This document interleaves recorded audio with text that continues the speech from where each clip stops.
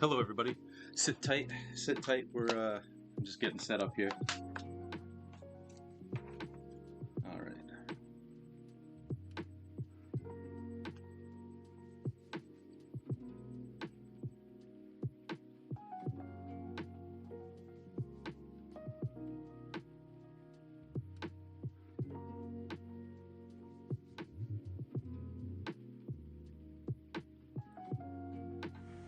Okay, all right.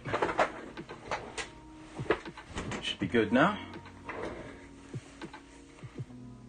And let me mute the, there we go. Good morning, everybody, or afternoon, whatever time of day it happens to be for you. Good day. Soul Commodore here. How's it going, Redria? How's it going, Ulrich? How's it going, Jake? Sunday, all right, let's go. Yes. How are y'all doing? But yeah, welcome in everybody. Again, today's going to be a shorter stream. It's just going to be an hour because I have some art to pick up that got rejected for a show. But that's part of what I'm going to talk about today. So we're just going to grab some jelly beans and then we'll get going. And then I will talk about the subject for today. But I hope you all are doing well. I also have to talk about the new schedule that's going to be coming up for the summer. That is starting today. So, let me get my paints together.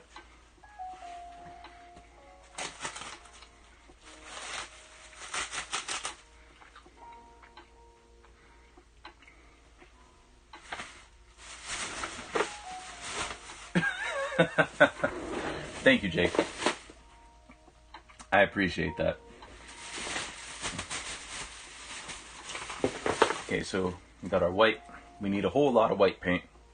Now you may notice that this is the painting that we were working on, that I was trying to get into this show, and then I decided that I had other artwork that I could submit that I hadn't posted online or anything, so we would do that instead because I wanted to sleep. Well, we'll get to that, Ulrich, because that's it's a very important topic, especially for aspiring artists. And I will get to that as soon as we get our paint together. But at least at this point in my career, not as awful as you might think. But not for the reasons that you might think. But we'll get to that. We'll get to that.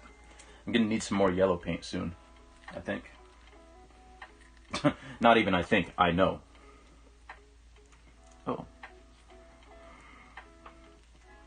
Especially because there is apparently a hole in the tube. Because paint shouldn't be coming out the side of the tube like that. So, yeah, definitely gonna need some, have I considered hiring a hitman?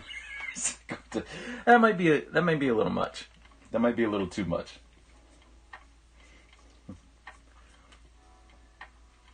But I appreciate the sentiment.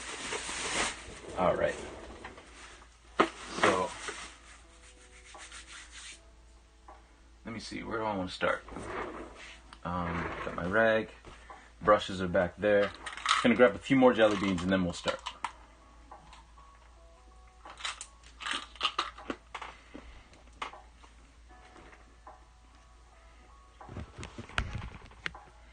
Okay.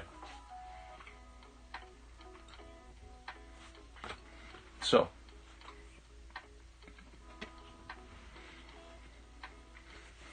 we could set up a fund.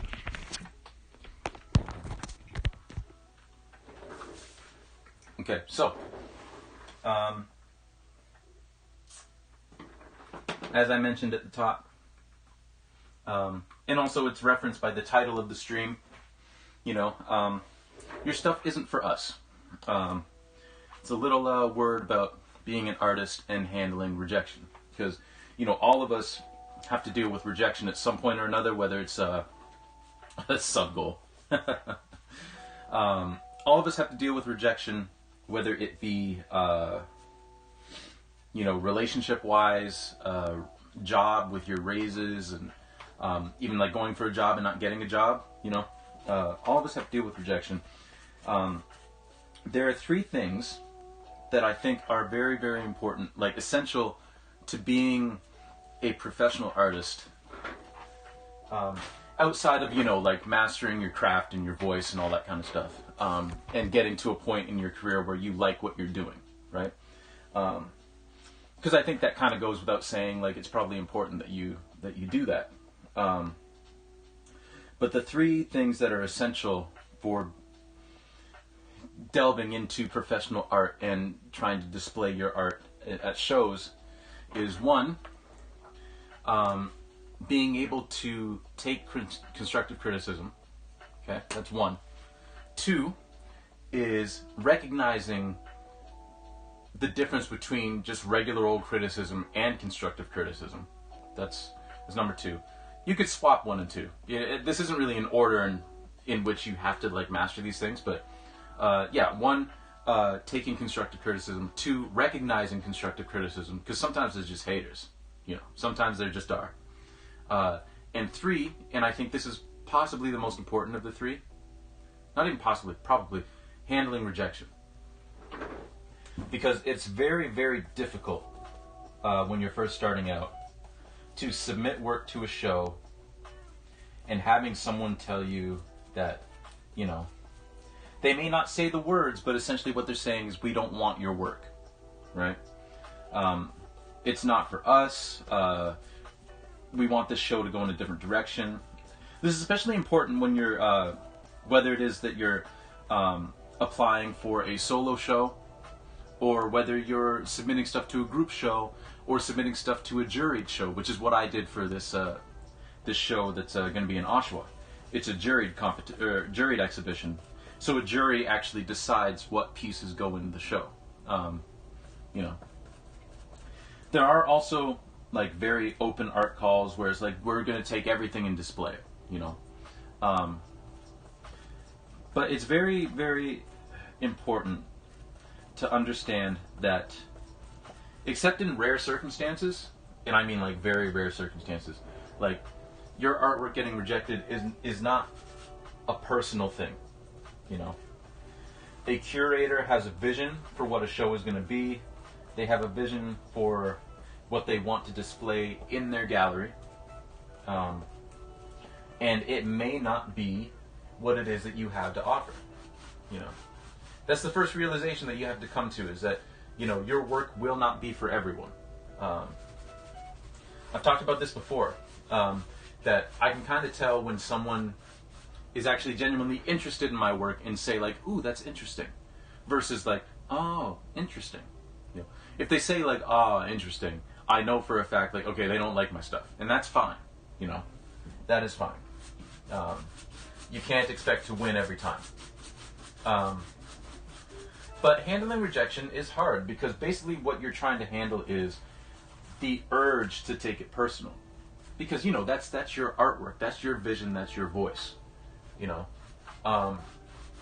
So I will say, Ulrich, you mentioned before, like, it must be awful. It was awful at first, you know, putting yourself out there, and then it's very discouraging when people don't receive your artwork the way you feel that it should be received, you know. It can be very discouraging and very disheartening, and, you know, you hopefully have a support system, you know, full of people that say like, you know, like, oh, they don't know what they're talking about, you know. But sometimes they do know what they're talking about. Sometimes your work actually isn't good enough. Now, personally, I think I'm at a point in my practice where my art is good enough to hang in any gallery, in any show, you know, and that's kind of the confidence that you have to have with your own artistic vision. Which is funny, because I don't always have that confidence about my stuff. I rarely do, but I don't let it stop me from submitting something to a show that I'm interested in, right? Or putting together proposals for grants. And that's another aspect of like rejection as well too. Like if you apply for grants, you may not get that grant, you know. And again, instinctively you want to take it personal. But again, unless you've made some enemies somehow, it is not personal.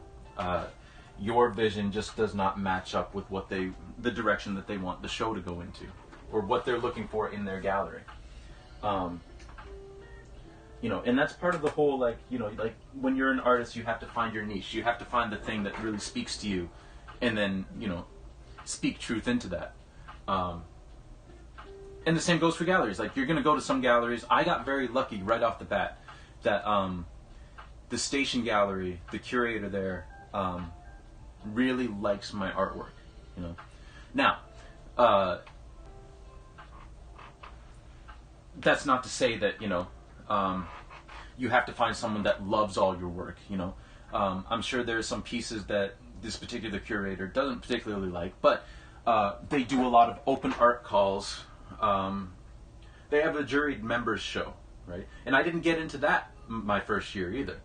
The first juried show that I submitted work to at this particular gallery, the Station Gallery, my work didn't get in.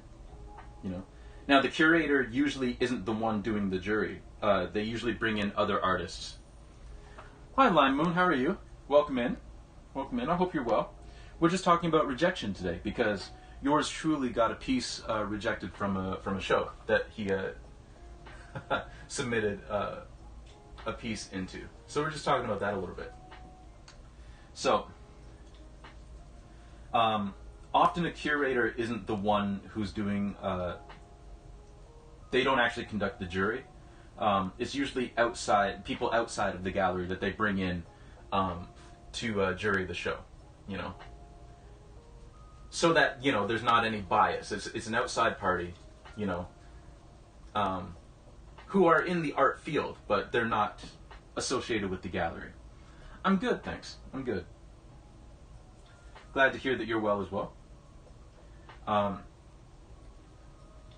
But if you can find someone who really enjoys your work, by and large, and understands what you're trying to say with your work, that's a bonus. But even if you don't, I think a big part of handling rejection, especially with the arts, is getting rejected. That's the scary thing. That's what keeps a lot of people from putting themselves out there. That's what keeps a lot of people from putting themselves out there with their jobs, applying for jobs, from relationships, obviously, the fear of rejection, and it carries over to artwork. And it's very easy for me to say, oh, well, don't submit it anyway. Don't be scared about that. Because,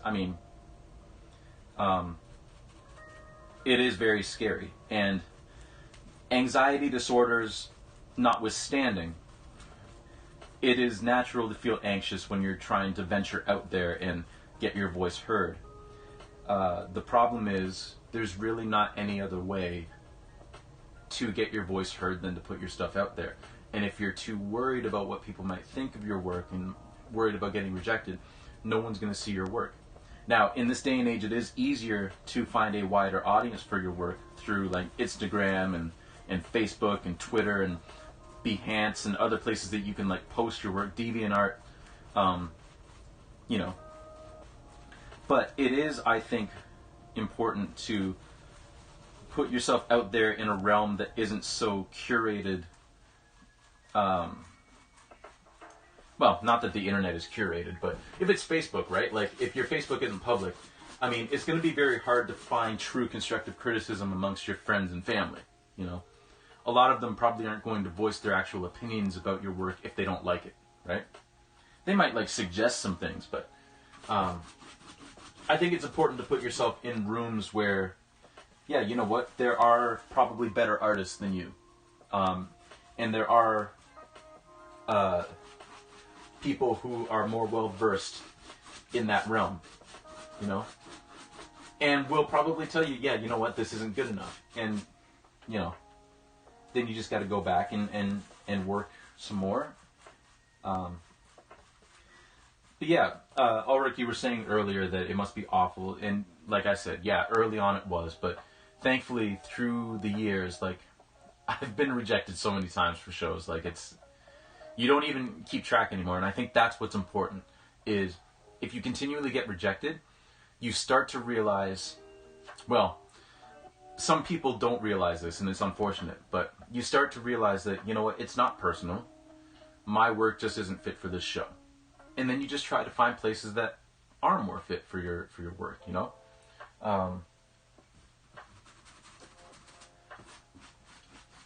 But it's important to get over that hurdle of realizing that, you know what, this isn't a personal decision. They just don't like this particular piece or these particular pieces for this particular show, and that's fine. We'll move on. Which again, very easy to say, very hard to actually, you know, do. But it's an important skill as an artist to be able to like take that and be like, okay, well, on to the next one, right?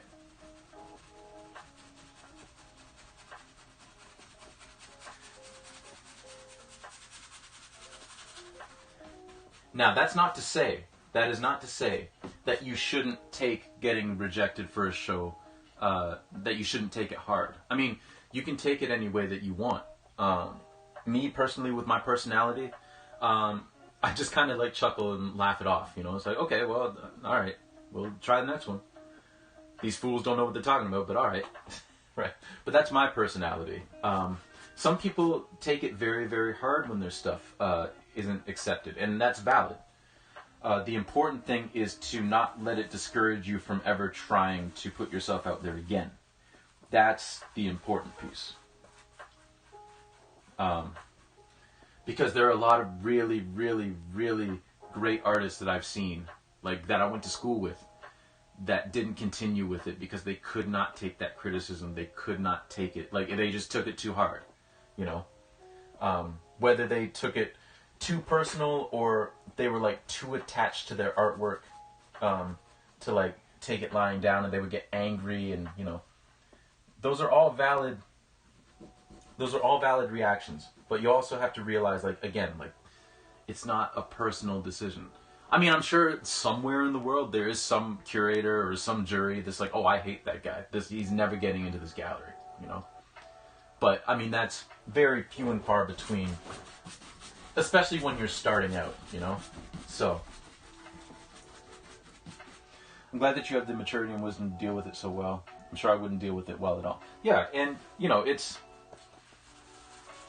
also up to you. Like, honestly, like, if you know yourself well enough that you wouldn't be able to handle that kind of rejection, then, yeah, I would say that, personally, it's probably better not to put yourself in that situation. Like, if you've tried it before and it's just not getting any easier or getting any better, then yeah, maybe it's better not to put yourself in that kind of situation where you're gonna have to deal with it, you know? But yeah, it's obviously difficult. I wish this piece got into the show, but you know what? There'll be other shows, there'll be other opportunities. Hopefully. Hopefully.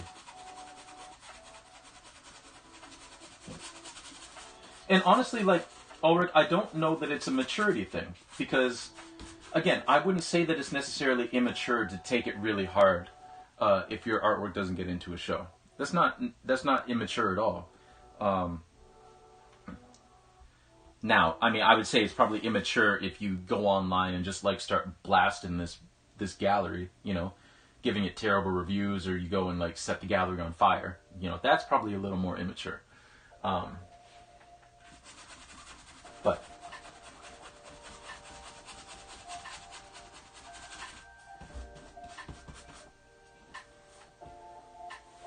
I think a big part of me being able to deal with it too is, again, continual rejection, you know? Because at least for me, it did get much easier to take when I got rejected over and over again. You know?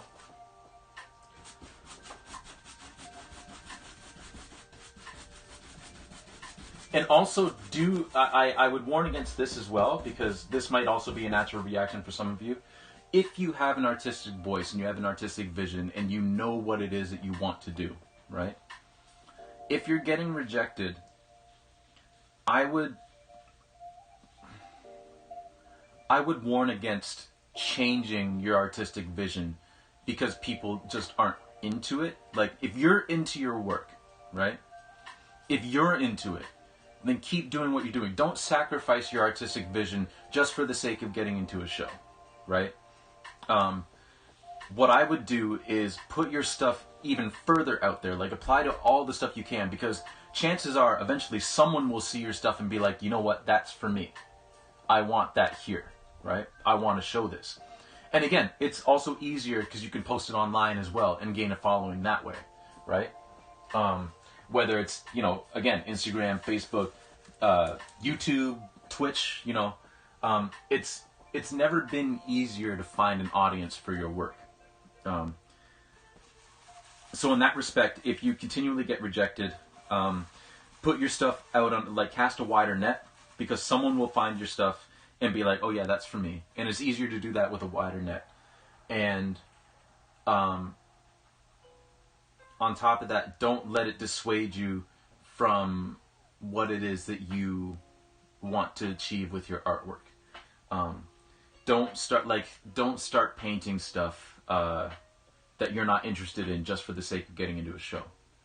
Also, really read the description of these shows, because this has happened before too, like where they may like your work, but it just doesn't fit with the particular show that they're putting on. Like if you do something abstract expressionist, but they're doing a show on like landscapes, you know, like that's probably not going to work. So make sure you curate what you're posting your stuff to in that way, right?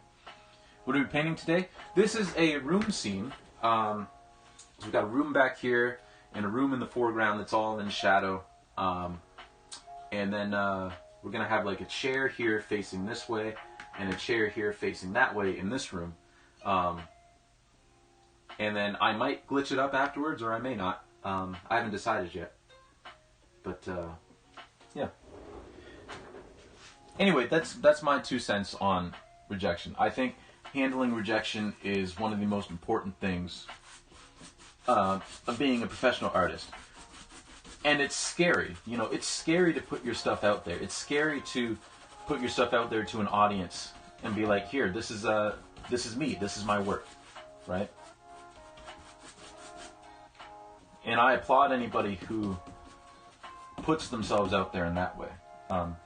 But you just have to realize that, you know what, sometimes people don't want to see your stuff, you know? It's not for them.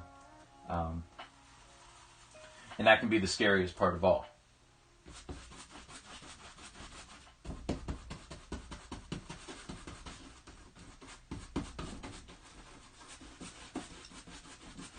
But you know, it is what it is.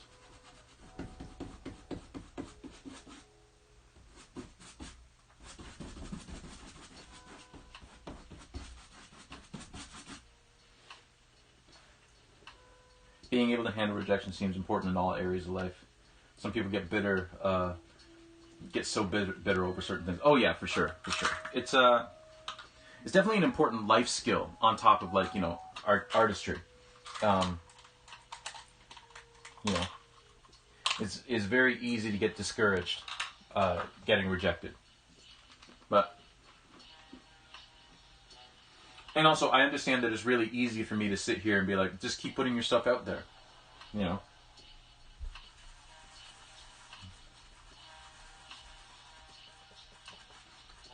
But art, like a lot of other things, is a numbers game, in that you have to put yourself out there in order for people to see your stuff. You know. And again, with online galleries and places where you can post your work, it is much easier than it used to be to find an audience for your work. So really, you just have to keep going for it, you know? Which I know, again, sounds like such a band-aid, like, just like, oh, it's so easy. It's not easy. It's not easy. And I think that's part of the, part of it too, is,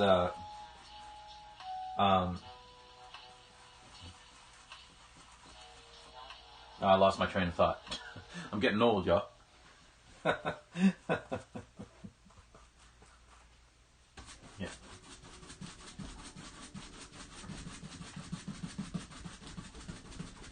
And actually,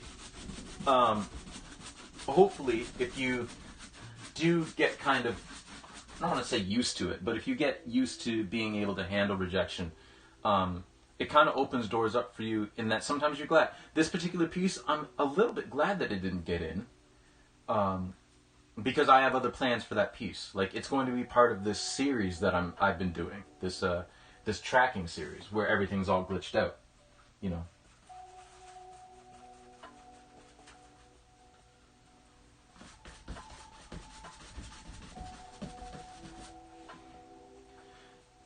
Putting your stuff out there too, also, it can help you connect with other artists who are also submitting their work. And online connections are fantastic, but it's also sometimes good to like go to a gallery, put your stuff in, and meet other artists in person, you know, because it does really do the heart good. Like when I submitted this piece, the person who was checking us in and checking to make sure that it was suitable for hanging and all that kind of stuff. He looked at the piece. It was the one with the woman who was like levitating off the house, right? And he was like, "Ah, the Ascension." And I was like, I mean, you could interpret it that way, sure. You know, like the ascending of Christ, except that wasn't my interpretation of it when I was painting it, but you could interpret it that way. You can interpret it any way you want, you know. But he had a positive thing to say about it. Another artist who was submitting her work was like, I really, really dig your painting, you know. And that goes a very long way. And then when I actually got up to the desk to like put it in, the woman at the desk was like, "Can I see it?" So I showed it to her, and she was like, "Oh, interesting." And I was like, "Ah, you don't like it, but that's okay. That's okay."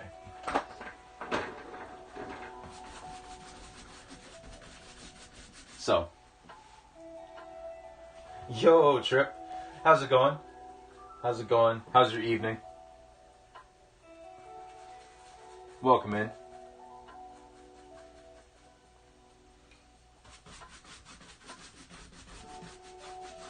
We're just talking about rejection today and handling rejection, and how if you're an artist, you probably will have your stuff rejected.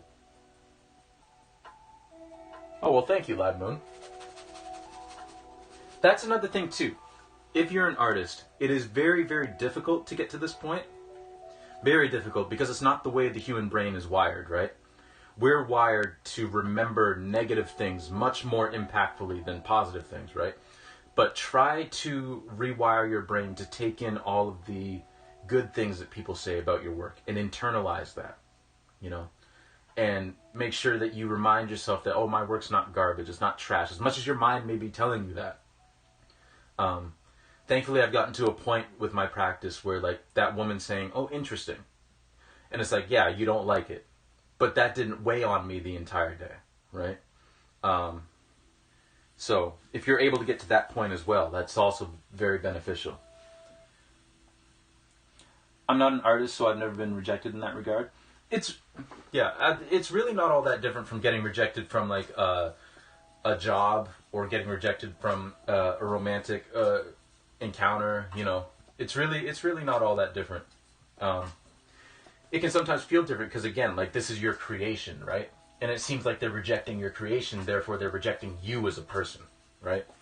But you could extend that to the other types of rejection as well. Like, oh, I didn't get that promotion, they're rejecting me as a person. Instead of, like, oh, they just don't feel I'm a fit for this job. Although with the job thing, they already have someone in mind. Or they may not like you, you know. It's a lot easier to separate the taking it personal thing, I would say, with art than, say, with a job or anything. Because, like, these people at the gallery, like, they probably don't know you. Especially if you've never submitted there before, right? But yeah. And this goes, once again, this goes for, like, getting rejected for grants and getting rejected for artist residencies and all that kind of stuff.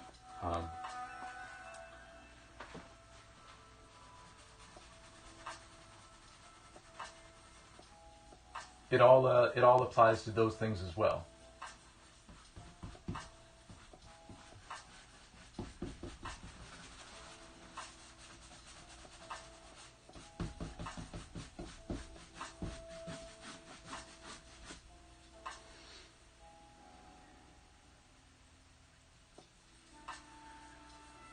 Yeah, I get what you mean. The creativity is foremost on my mind in that case.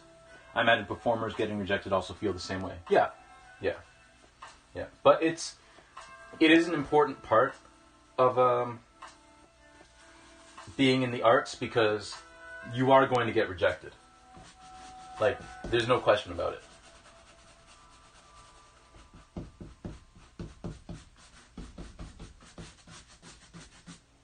Your stuff isn't for everyone, you know.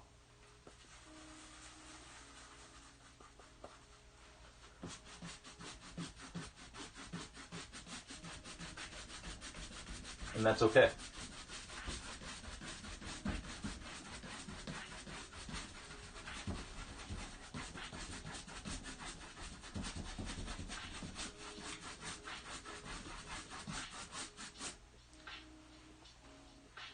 Alright, you can eat the last of these jelly beans.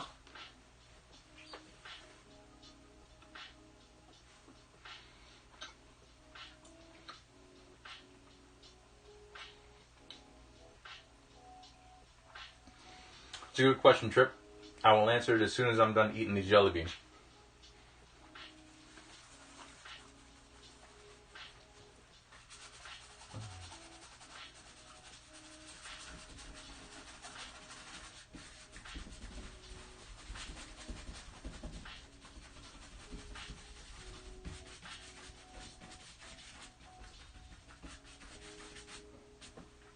Okay.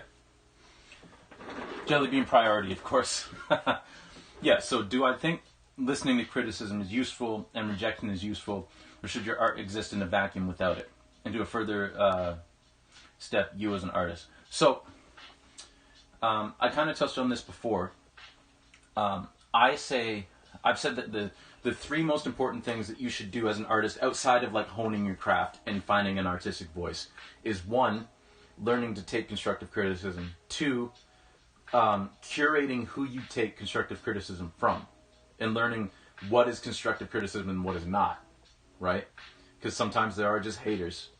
And three, learning how to take rejection. I think that rejection can help you grow as an artist. I said too, like, you should, if you have an artistic vision, and you don't want to sway from it, like, don't create work just for the sake of getting into a show, right? Like, if you hate landscape paintings, but, like, yeah, if you hate doing landscape paintings, don't do a landscape painting just to get into a show, you know? Because you're kind of just selling yourself short, and it's not going to be your best work, right? And if people really, really enjoy it, but you hate it, you're going to start to resent yourself as an artist and also resent the people who enjoy that work, right?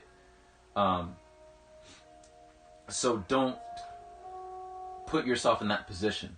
Now, I think that constructive criticism is very important. I think what's very ideal, well, ideal is not the right word. What I think is most important, like I said, is kind of curating who you take constructive criticism from. If you're an artist or in any sort of like thing where you can get criticism, right? Try to establish people that you trust, whose opinions that you trust and whose opinions are important to you, and get criticism from them, right? Or if there's like an industry professional who you trust, and you know they're not a jerk about it. Sometimes people are jerks about it. You know, they can still give constructive criticism, but they're just kind of an asshole about it, right? And with all criticism, like, you can take it or leave it. Sometimes you're better off taking it, sometimes you're better off leaving it. Unfortunately, that's just kind of up to you as a person. I would say on the whole, it is good to take constructive criticism from people whose opinions you respect, right? Even if you think they're wrong, take that criticism from them and think on it, you know, marinate in that criticism. Because they're probably, if it's opinion that you trust, they probably have a point, and they're not just being a jerk to you because they don't like your stuff, right? I don't think it's particularly good when people, in any respect, don't take any sort of criticism whatsoever. Even if it turns out that they're right to not take that criticism, right? And taking criticism doesn't even mean like changing anything with your artwork. It's just taking other considerations on what people are viewing when they see your artwork, right? I feel like I'm always an asshole when I critique something. Yeah, well, I mean, you know, it's more the behavior when they're giving the critique, right? I get that though. Like, you don't really want to say bad things about something, but if you don't like something, like you're fully within your rights to voice so. So yeah, in the context of artists, I think that shutting yourself out from any sort of constructive criticism can be harmful, because then you're just kind of like tunnel vision, right? And that's what can kind of be, not that I discourage it, but if you only post stuff on like social media, because it's very easy to get an echo chamber that way, where everyone just loves your stuff constantly, right? Which is why I say, like, try to put yourself out there in gallery spaces to get rejected, because not everybody's going to like what you do, right? And that can be beneficial in that it helps you learn to take, because, I mean, honestly, like, taking rejection, the only way to learn how to take rejection is to get rejected, right? That's the only way you can do it. Just sort of like learning how to drive stick. The only way you can learn how to drive stick is by driving stick. You know, you can read all the books on it that you want, but you won't really know how to do it until you do it, right? And honestly, same with taking constructive criticism. Like, it's just one of those things. Like, you shouldn't cut yourself off from that. You know.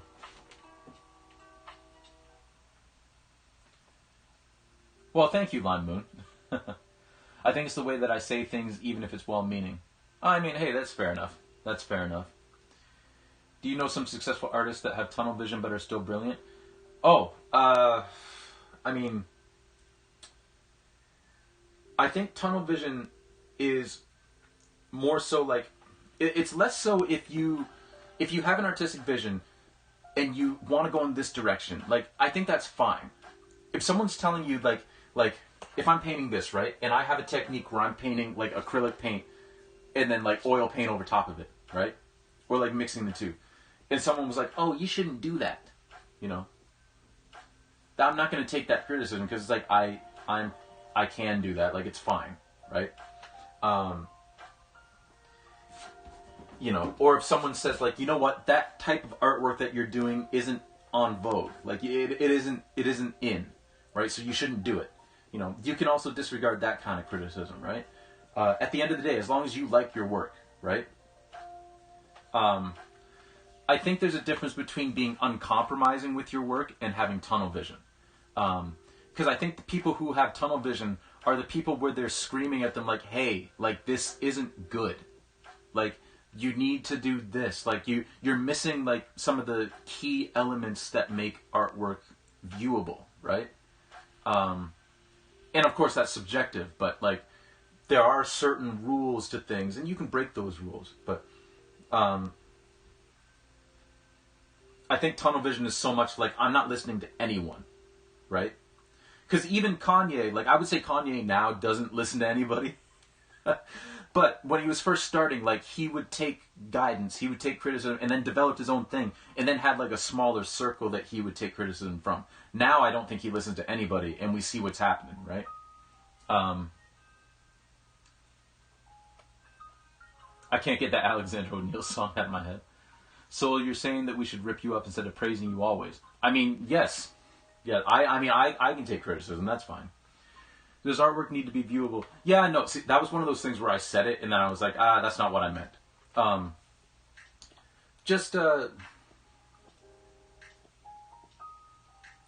If you're, I think there are very valid criticisms that people can make, where it's like, no, like, you're messing something fundamental up with your artwork, right? Or you're just doing something flat out dangerous, right? And you know, it's those situations where if you get tunnel vision and everyone's just being like, yes, that's great, you know. And I think that's what that's a key moment of being in tunnel vision as well, is if everyone around you either is too afraid to give you criticism, or just won't give you criticism because they're yes men, and they don't want to upset you, right? That's a key element of having tunnel vision. If there are people around you who are saying, like, you know, like actually giving you criticism, and you decide not to listen to that criticism, that's more of a case of like you're just being uncompromising, which can be good or bad, right?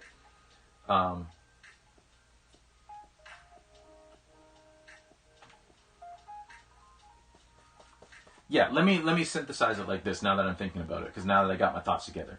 Tunnel vision is you're surrounded by people who won't give you criticism, and you just keep doing what you're doing without any sort of growth, right? Or any sort of changing it up, right?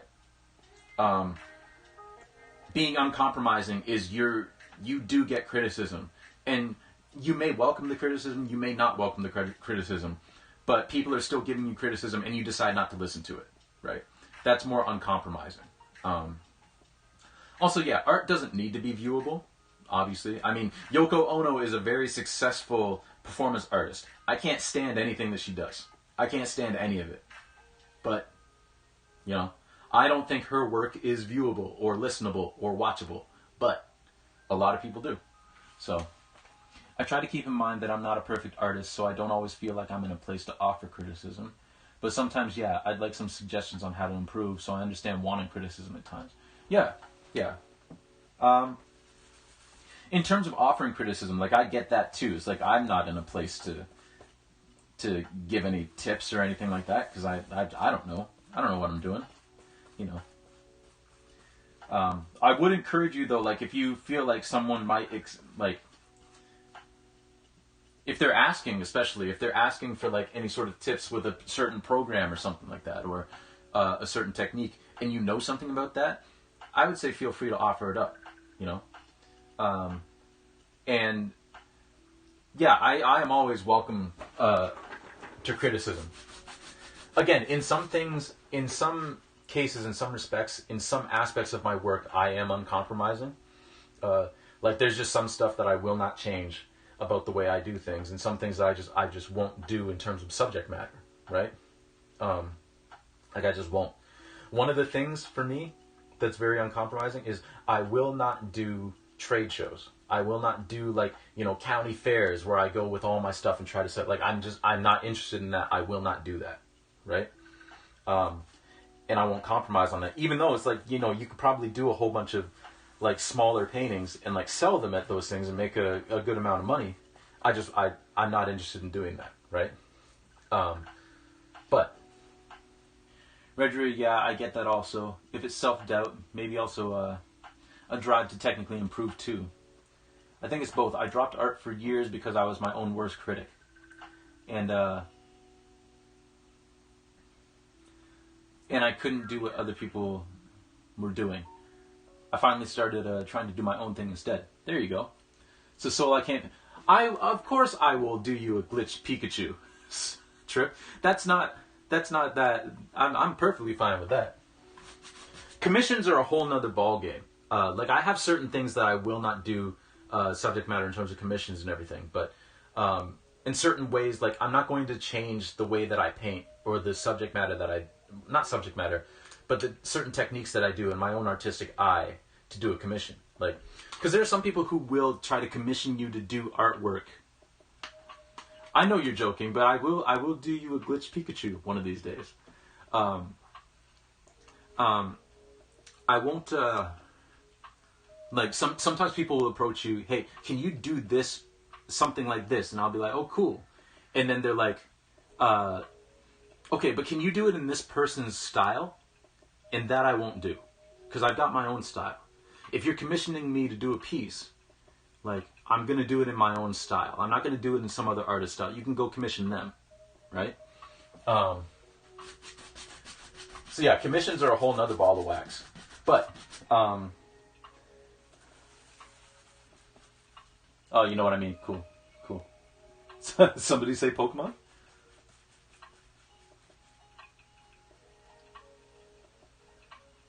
Well, thank you, Trip. Yeah, it's sort of like, why are you asking me to do it? Like, just go ask that person if you like their style. Like, come on. I've got my own.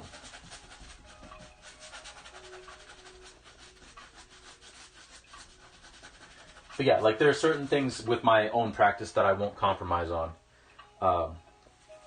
But I am still very receptive to constructive criticism.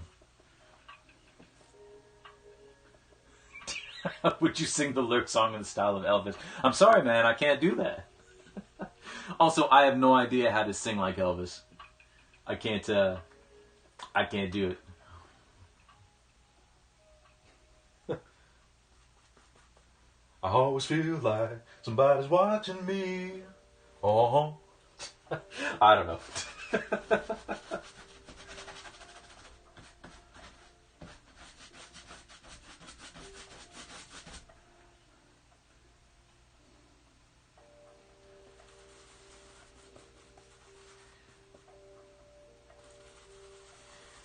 Elvis, there's a dude where like I like his voice when he's singing like Jailhouse Rock, and he's actually singing with that like tenor, like I can't stand his ballads. I can't stand when he like starts getting like operatic with his voice, if you will.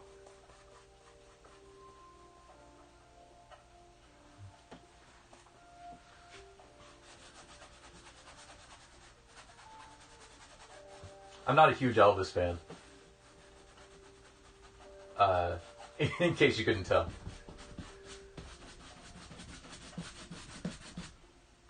I've never really gotten the appeal.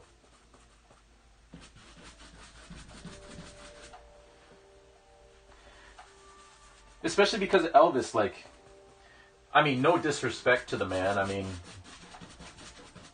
when people like you and you're getting hits and all that, I mean, more power to you. But I just felt that Elvis had contemporaries that were doing things better than he was, you know.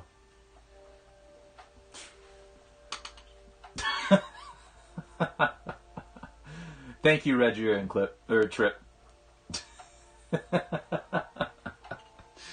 Y'all are funny. But thank you for clipping that.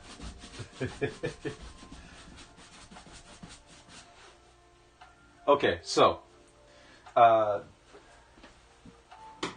I'm going to leave this painting here for now because I do have to pick up that rejected piece, and I only have a window from 12 to 2:45 to do it. But we're going to my girlfriend's parents for lunch at 1, so I only have like an hour window to go pick this up. But I do have to bring you all in here because there are going to be a few changes, as I mentioned at the top, to our schedule here. So, I have some stuff to say about Elvis and how he stole from minorities. Not stole, that's not the right word, but he was clearly doing stuff other... Yeah, like Chuck Berry. Like, Elvis was basically just doing Chuck Berry, right? And honestly, from everything that I've read about Elvis, he was more like... If y'all remember when Macklemore won the Grammy for Best Rap Album, right? Over what everyone thought was the rightful winner. Hey, yo, Rain. When Macklemore won the Grammy for Best Rap Album, right? When everybody, including Macklemore himself, recognized that Kendrick Lamar probably should have won for Good Kid, Mad City. You know, from everything that I've read, like Elvis knew obviously like he was doing black music, by and large, because that's where rock and roll was born out of. It was born out of blues. It was born out of traditionally black music. Elvis recognized that. You know, I mean, there's a lot of things to begrudge Elvis on. I don't particularly begrudge him on being successful, biting on the style of black contemporaries. Because I mean, that's just the way things happened, you know. But anyway, I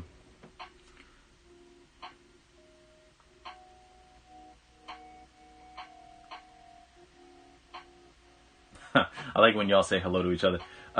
See, I didn't say it, but it was black music. It was the next evolution of the blues. Yeah. But I mean, you know what? It is what it is. I just can't stand Elvis's voice. Like I said, like on songs like Jailhouse Rock and all that, like that's fine. But for the large part, I just couldn't stand Elvis's voice.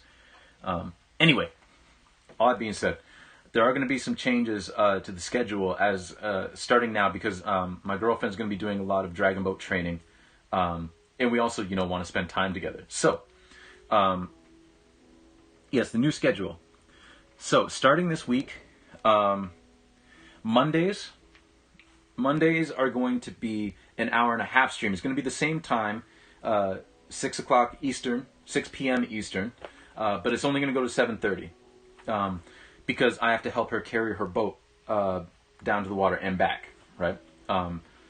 So, I would rather her not be stranded out in the water. So, Mondays are going to be an hour and a half long streams. And then Tuesdays, instead of Wednesdays, we're moving the video game stream from Wednesday to Tuesday. Same time, 6 to 8 p.m. All these times are Eastern, by the way. But yeah, so we got Monday, Tuesday now. We're going to be streaming on Tuesdays. We're going to have Wednesday off. And then Thursday's the same. 6 to 8 p.m. And then we're going to be alternating Saturdays. So, for instance, this Tuesday, isn't it? So this coming Saturday, May 7th, I will be streaming, right? And it'll be Breath of the Wild. And then there will be an art stream on Sunday, right? Same time, same everything, right? The following Saturday, I won't be streaming. But we're going to have an extra long stream on the Sunday. So the Sunday, the 15th, is going to be, instead of a 2-hour stream, it's going to be a 4-hour stream from 10 to 2. 10 a.m. to 2 p.m. So that's how it's going to work. I'm going to alternate streams every other Saturday. So some weeks we'll have a Saturday stream, other weeks won't. And also it'll all be kind of depending on like different regattas that we want to go to as well. And also during the summer, like people are doing more stuff. So the schedule is going to be a little more flexible. During the week though, it'll be Monday, Tuesday, Thursday, right? Weekends, I'll give more, as it stands now, Saturdays will be every other week. So there'll be a Sunday stream every week. Just on the weeks that I don't do a Saturday stream, the Sunday stream will be longer, right? And we might even do some fun things where like I start out doing 2 hours of painting and then doing 2 hours of a video game, right? But we'll cross that bridge when we can come to it. And then if there are any like Saturdays that we're going to be away or that I'm doing something different or my girlfriend's doing something different, I will give you all a heads up. And that comes to the second part of the schedule thing because I know this is a lot to keep track of. Every Sunday morning, actually no, every Saturday evening, I will post a schedule for the week coming. So from the Sunday to the next Saturday, I will post a schedule on Twitter of the week that's going to come. I might post it on Instagram too, but let me throw my Twitter in here, just so you all know where I'm going to be posting this schedule. That way people get a heads up the week before of what the schedule for that week is going to look like.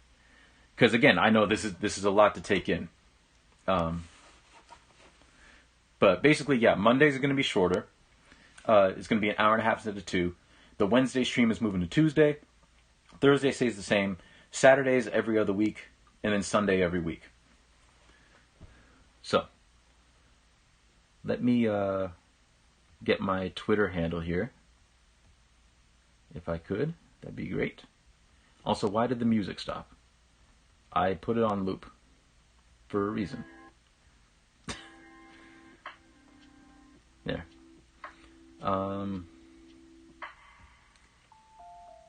Okay, there we go. I don't know why it took me so long to get this, but there.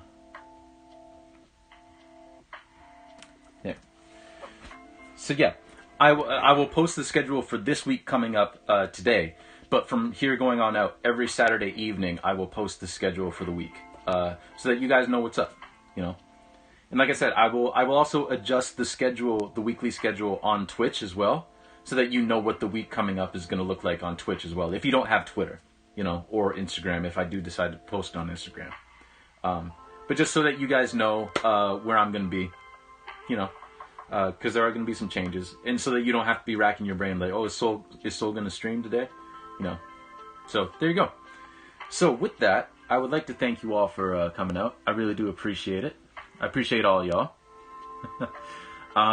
Let's find somebody to raid, and I'm gonna have to raid and run because, like I said, I only have an hour to go get this piece. So let's go find somebody to raid. Who's on right now? Back to Twitch. Oh, you know what? Calico Kitties is on doing art, so we're gonna raid Calico Kitties. Because again, I've said I do prefer to raid and run with people that that know me. Ooh, she's doing something very, very nice. I really like what she's doing so far. Okay, let's raid Calico Kitties.